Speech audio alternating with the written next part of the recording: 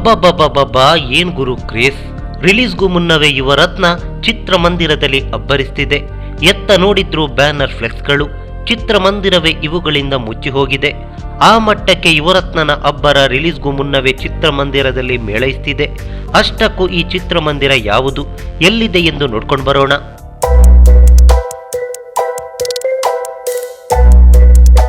S, ಚಿತ್ರಮಂದಿರವೇ ಯುವರತ್ನನ ಅಬ್ಬರಕ್ಕೆ ಮುಚ್ಚಿ ಹೋಗುವ ಮಟ್ಟಕ್ಕೆ ಬ್ಯಾನರ್ ಫ್ಲೆಕ್ಸ್ಗಳು ವಾರಕ್ಕೂ ಮುನ್ನವೇ ಹಾಕಿದ್ದಾರೆ ಅಂದರೆ ಯುವರತ್ನ ಚಿತ್ರದ ಕ್ರೇಜ್ ಯಾವ ಮಟ್ಟಕ್ಕೆ ಇರಬೇಡ. ಈಗಾಗಲೇ ಇಲ್ಲಿ ಮುಂದಿನ ಅಧ್ಯಾಯ ಸಿನಿಮಾ ತೆರೆ ಕಾಣ್ತಿದೆ. ಹೀಗಿರುವಾಗ ಈ ಮಧ್ಯೆ ಯುವರತ್ನ ಚಿತ್ರಮಂದಿರವನ್ನೇ ಆವರಿಸಿದ್ದಾನೆ. ಫ್ಲೆಕ್ಸ್ಗಳ ಮಧ್ಯೆ ಚಿತ್ರಮಂದಿರ ಎಲ್ಲಿದೆ ಎಂದು ನೋಡುವ ಪರಿಸ್ಥಿತಿ ನಿರ್ಮಾಣವಾಗಿದೆ. ಇವೆಲ್ಲದಕ್ಕೆ ಸಾಕ್ಷಿಯಾಗಿದ್ದು ಚಾಮರಾಜನಗರದ ಬಸವೇಶ್ವರ ಚಿತ್ರಮಂದಿರ.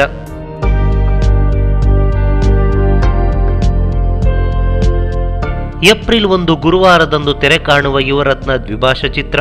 ಪ್ರಪಂಚದಾದ್ಯಂತ ಕನ್ನಡ ಮತ್ತು ತೆಲುಗಿನಲ್ಲಿ ತೆರೆ ಕಾಣುವ ಅಪ್ಪು ಸರ್ ಚಿತ್ರದ ಮೇಲೆ ಸಾಕಷ್ಟು ನಿರೀಕ್ಷೆಗಳಿವೆ. ನಿಮಗೂ ಯುವರತ್ನನ ಮೇಲೆ ಸಾಕಷ್ಟು ನಿರೀಕ್ಷೆಗಳಿದೆಯಾ? ಕಾಮೆಂಟ್ ಮೂಲಕ ತಿಳಿಸಿ. ಧನ್ಯವಾದಗಳು.